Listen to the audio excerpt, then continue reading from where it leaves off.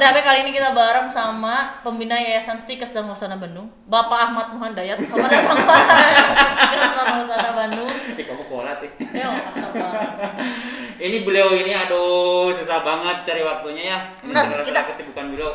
Kali ini kita tuh akan ngebahas tentang maba. Maba. Kegiatan maba. Saya banyak kontroversi kan. Iya, soalnya kan biasanya kalau maba itu harus ada kegiatan-kegiatan kayak biasa tuh ospek atau apapun itu kalau nggak ada COVID. Nah, gimana sih kegiatan maba selama COVID di Stikes Dharma Husana Bandung sebagai pelopor kesehatan? Kita hadirkan sebagai orang yang paling pucuk pimpinan tertinggi. Pak Yusuf, selamat datang. Selamat datang di podcast Stikes Dharma Husana Bandung, Pak. Nah, Pak, mau nanya-nanya nih. Apa menanya apa Pak? Tentang sekarang kan era dari mulai Maret ya sejak diumumkan COVID-19. Iya. Sekarang kampus-kampus diharap semua nih. Iya. Sementara yang kita tahu ya DHP banyak banget kegiatannya. Relawan itu dari mulai April luar biasa masih dapur banget. Umum yang masih sampai sekarang. Masih jalan. Nah sekarang kebijakan terkait dengan maba kayak gimana sih? Iya. Kita ingin tahu nih Pak. Ya, jadi saya mundur dulu ke belakang bahwa kampus kita kan punya moto helping people with 3H principle. Jadi helping people itu artinya kita menolong kan. Tapi menolong dengan kemampuan intelektual. Jadi harus ada ilmunya. Kalau menolong tanpa ilmu bahaya. Ilmu saja tidak cukup, harus dengan terampil. Karena kalau menolong tidak terampil, maaf nanti pasiennya malah salah penanganan. Pintar, tahu ilmunya, terampil, tapi nolongnya nggak pakai hati. Kira-kira gimana? Wah, mungkin dianggap mesin ya, karena yang ditolong adalah manusia. Nah, karena itu dari sejak awal pendirian kampus ini kita selalu berkomitmen bahwa siapapun yang bergabung di sini harus komitmen untuk mau membantu sesama. Mungkin dulu di awal-awal kita hanya ada posko saat bencana atau pada saat lebaran. Tetapi sering dengan waktu kita berpikir bahwa relawan itu tidak bisa pada saat itu saja, tapi harus siap 24 jam sejak mereka menjadi mahasiswa. Nah, karena itu bagi mahasiswa baru kita sudah sampaikan dari sejak awal, baik kepada mahasiswa maupun orang tua, bahwa kalau Anda memilih di kesehatan, maka konsekuensinya harus siap. Anda menolong kapanpun, siapapun, dimanapun, walaupun Anda baru bergabung. Jadi ketika sudah diputuskan diterima di Stikes Dharma Husana Bandung sebagai petugas kesehatan, berarti secara tidak langsung mereka siap untuk jadi relawan kesehatan. Iya, karena kan kita ada proses wawancara juga.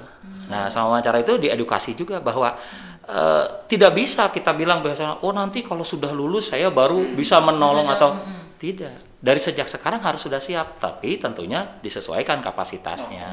Nah, bagi para mahasiswa baru tentunya dengan background yang berbeda-beda. Nah, itu kan perlu juga dikasih pemahaman. Nah, kita pemahamannya bisa lewat online. Tetapi ada hal-hal yang memang harus tatap muka. Ya, yang tidak bisa disampaikan tidak bisa disampaikan secara online. Nah, tatap muka ini kita gunakan dengan protokol kesehatan. Sekaligus mengedukasi kepada mahasiswa baru. Begini loh protokol kesehatan realnya. Jadi nggak bisa hanya di poster saja. Jaga jarak, pakai masker. Ada yang mungkin disuruh pakai masker, maskernya masker bengkuang ya. Kan pemahamannya, bener nggak? Pemahamannya kan. Nah, karena itu kita minta mereka hadir dengan protokol kesehatan. Mereka dicek suhunya dulu, cuci tangan dulu, pakai masker, pakai face shield. Kemudian masuk ruangan hanya 15 orang. Atau kalaupun ada jumlahnya cukup banyak, hanya sepertiga dari kapasitas ruangan. Dan sekali lagi kalau bicara menolong, karena mereka memilih sebagai tenaga kesehatan, maka otomatis dari sejak sekarang kita sudah tanamkan. Apapun yang berkaitan dengan kesehatan manusia, kita bertanggung jawab. Maaf kalau ada terjadi kecelakaan di jalan, nggak bisa kita lantas, oh ya udah biarin aja. Ya mau tidak mau mereka harus nolong karena mereka sudah komitmen akan tenaga kesehatan, walaupun mungkin disesuaikan ya kemampuannya. Nah, kami berharap untuk para mahasiswa baru, pembekalan yang kita berikan sangat-sangat singkat, itu bisa menjadi modal untuk menjadi relawan kesehatan, relawan muda ya kami nyebutnya, relawan muda karena mereka baru bergabung. Kita harapkan mereka sudah mempunyai jiwa untuk menolongnya dari sejak awal, karena nggak bisa mereka menjadi tenaga kesehatan nanti saat sudah lulus. secara intelektual bisa ilmunya didapat ya, tetapi secara hati, empati dan ini harus kita bangun dari sejak awal. Berarti dari awal mahasiswa masuk itu emang udah dibangun banget rasa empati sebagai petugas kesehatan. Betul, dan empati itu membangun nggak bisa ya hanya dengan hitungan 1-2 hari atau 3 hari. Dan yang tidak kalah pentingnya mentalnya ini yang harus kita kuatkan. Pak Menhan kita pernah menyampaikan, Pak Prabowo, bahwa tenaga kesehatan itu sebetulnya sama dengan tentara. Garda terdepan. Kalau ibarat tentara, ya nggak bisa. Oh saya takut perang, takut saya mati, takut luka. Oh nggak ada bahasanya. Tentara punya komitmen, meaning and purpose-nya adalah dia menjaga keutuhan negara.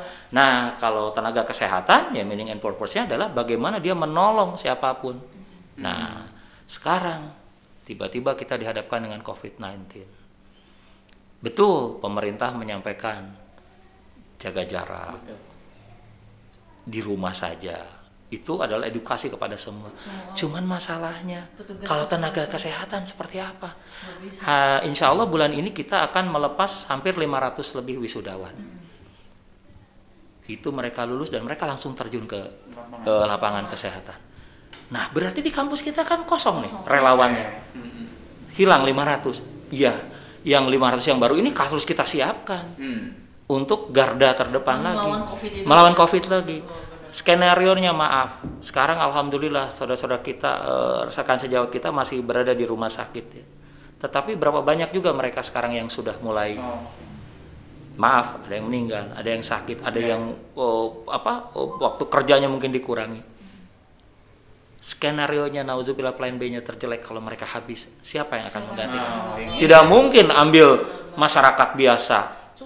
Susah, dia tidak paham apa-apa. Bahkan kita harus dari sejak sekarang membangun apa ya? Pertama bangun komitmennya dulu, membangun kesadarannya dulu bahwa mereka sudah memilih sekolah kesehatan, berarti mereka sudah siap untuk membantu saudara-saudaranya di bidang kesehatan. Membantu harus dengan keilmuannya, dengan keterampilannya, dengan hatinya. Itulah mungkin kenapa kami walaupun dalam era pandemi ini tetap berjuang dan menghadirkan para mahasiswa baru dengan protokol kesehatan dengan jumlah ini supaya mereka mendapatkan rasa itu gitu ya untuk ada nggak Pak kekhawatiran kan sekarang ya tidak semua tentunya mendukung pola kita ya beda sudut pandang beda pola pikir. Bagaimana Pak ini menyikapi ini semua seperti apa sih Pak? Menurut saya kembali lagi kepada pemahaman semua dan balik lagi sama niat. Pemahaman orang tentunya berbeda-beda menyikapi kondisi saat ini. Tetapi kami balikan kepada para mahasiswa, meaning and purpose-nya apa? Niatnya apa dia? Niat hanya cari gelar, niat nantinya punya jabatan, punya Pak, mohon maaf itu lewat. Tapi kalau mereka sudah punya komitmen, Pak, kami datang ke sini, saya ingin dapatkan ilmu supaya saya bisa berguna untuk keluarga saya, untuk masyarakat saya, untuk bangsa saya. Oke, kalau komitmen ilmu seperti itu, maka ingat, harus ada pengorbanan, harus ada dedikasi, akan ada tantangan segala macam. Nah, kita sampaikan dari awal. Nah, insya Allah dengan dipahamkan seperti itu mereka akan siap, akan kuat. Adapun persepsi di luaran yang berbeda-beda, menurut saya kita harus hargai, ya kan? Karena kemerdekaan berpikir, berpendapat gitu ya. Dan sudut pandangnya mungkin. Sudut pandangnya. Berpikir negatif atau mau positif? Iya betul. Kalau kita sih mendingan positif aja terus pikirannya ya. Karena hal yang positif menghasilkan yang positif ya Pak ya.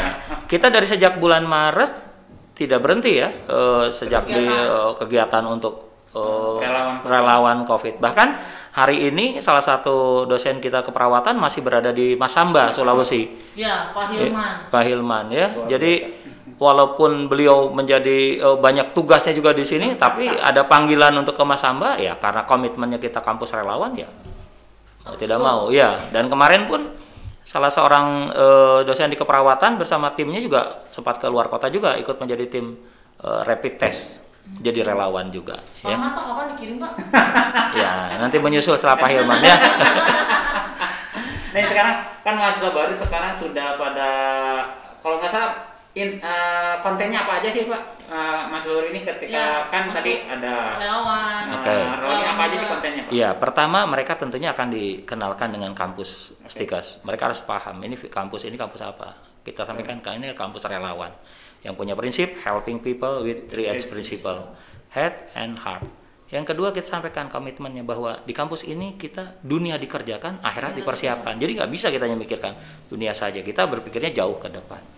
Nah untuk itu kita berikan pembekalan. Nah pembekalan yang pertama bisa pengenalan kampus. Yang kedua kita berikan juga BLS. Pelatihan BLS. BLS ya, Basic Lab Support. Nah di sana mereka diberikan pengenalan tentang bagaimana pertolongan yang mereka bisa lakukan. Nah selain itu tadi kan intelektualnya diberikan. Ya kan, pelatihan BLS dan segala macam kondisi kampus. Kemudian rasa empatinya dibangun dengan kita tunjukkan bagaimana kakak-kakak mereka melakukan kegiatan pertolongan apa saja, dan diharapkan mereka juga peduli. Nah yang ketiga tidak kalah penting, spiritualnya harus terisi. Ya ibaratnya beginilah, mahasiswa baru ini kan berasal dari berbagai daerah dengan pemahaman yang berbeda-beda. Datang ke sini mereka mau tidak mau harus, kalau gelas itu harus dibersihkan, dalam artian bukan dibersihkan dari kotoran, tapi maksudnya kalau suara itu, paduan suara itu harus disamakan dulu nada dasarnya. Nah yang bisa itu adalah dengan spiritualitas. Nah spiritualitas ini kita melibatkan YSQ, Pak Dr. Argin Anjar Agustian, karena beliau sudah mengekspor di bidang karakter building. Dan di sana diantaranya dikenalkan Asmaul Husna, yaitu nama-nama Allah. Kenapa? Karena ya kita ke muka bumi ini buat apa? Kenapa sih Allah turunkan kita? Ternyata satu, kata Allah, hanya untuk mengabdi kepada Allah. Lewat apa? Lewat membantu sesama. Nah ini yang kita kembalikan lagi, sehingga mereka jelas tujuannya, bukan sekedar kuliah, sekolah, atau ngikutin zaman ya karena temannya pada kuliah, enggak, tapi jelas bahwa manusia diciptakan hanya untuk mengabdi kepada Allah. Caranya gimana? Dengan memberikan manfaat sebanyak-banyaknya kepada manusia. Keren banget. Tuh Pak, branding. Branding banget. Makanya Pak, dunia dikerjakan, akhirat dipersiapkan. Sedang. Dunia Nah, petunjuk beliau. Cita-cita Pak Ahmad itu mulia sekali loh Pak. hidup mulia mati masuk surga. Hidup mulia itu kayak gimana ya? Ada Bang sekarang kekhawatiran, karena kan sekarang kalau yang saya tahu nih, kampus semua di luar DPO. Nah, kemudian juga ada beberapa hal yang sekarang kampus itu sekarang justru mahasiswa ya katakanlah penurunan nih yang daftar karena memang kondisi ekonomi ketakutan terhadap sekarang pandemi gitu kan. Menyikapinya sekarang strateginya seperti apa sih Pak?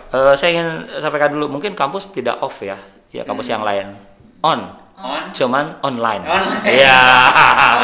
Online. Nah juga Pak. Kalau kami pun sama di sini, kita ada yang online-nya secara pembelajaran, tetapi kita juga ada yang offline-nya. Karena ada beberapa yang memang tidak bisa online. Iya. Karena kampus kesehatan kan banyak prakteknya. Nah, banyak kayak kegiatan-kegiatan. praktek, dan jelas ini sesuai dengan aturan pemerintah ya, menyampaikan bahwa untuk memang memerlukan praktek dipersilahkan asal memakai protokol kesehatan. Nah, jadi menurut saya karena kita kampus kesehatan ya mau tidak mau kita akan laksanakan seperti itu, praktek-praktek, termasuk untuk calon mahasiswa baru yang praktek-praktek.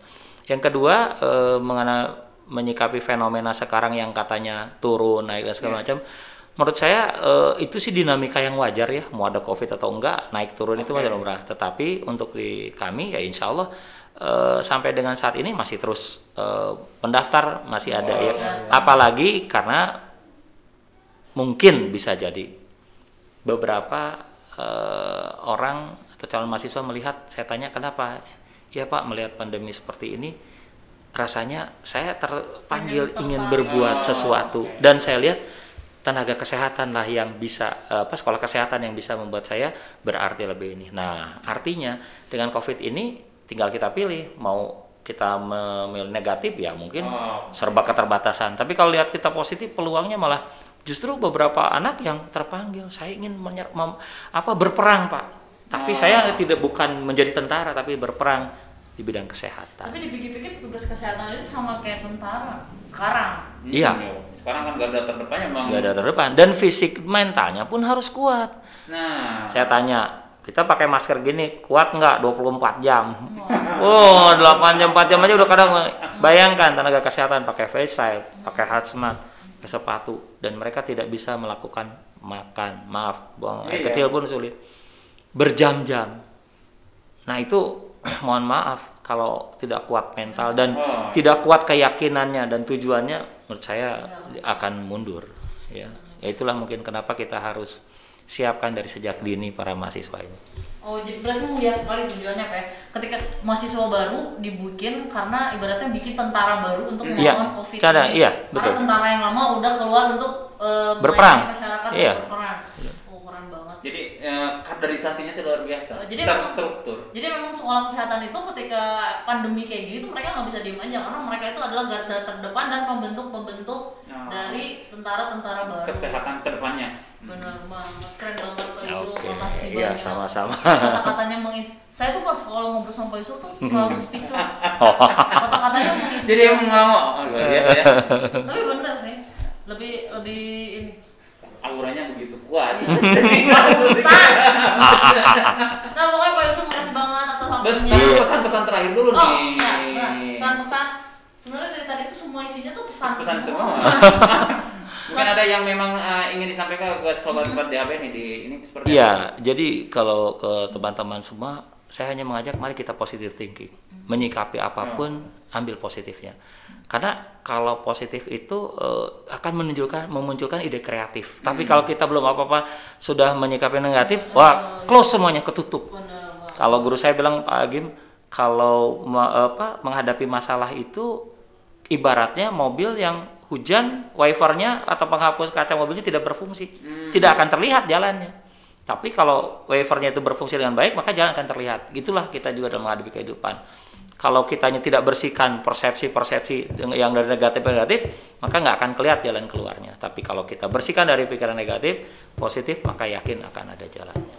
Jadi mari positive thinking. Pokoknya selalu berpikir positif biar menghasilkan yang positif ya Pak. Optimis. Nah, betul. Seperti apa ya? Nah, makasih Pak Yusuf atas waktunya. Sama-sama nih ya. Sukses terus, semoga semakin menginspirasi. Terima kasih untuk waktunya luar biasa ya. Kan udah disebut.